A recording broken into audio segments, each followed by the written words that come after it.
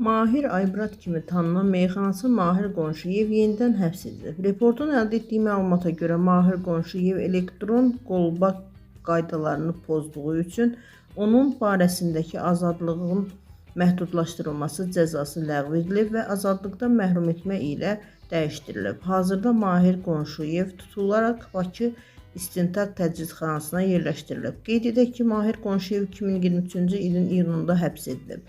Ona qarşı Cinayət Məcəlləsinin 234.1-ci maddəsi ilə ittiham irəli sürülüb. Bakı Ağır Cinayətlər Məhkəməsi 30 yanvar 2024-cü il hökmünə əsasən Mahir Qonşuyev barəsində 1 il 8 ay müddətdə azadlığın məhdudlaşdırılması cəzası təyin edilib. Meyxanaçı məhkəmə zalından birbaşa azadlığa buraxılıb.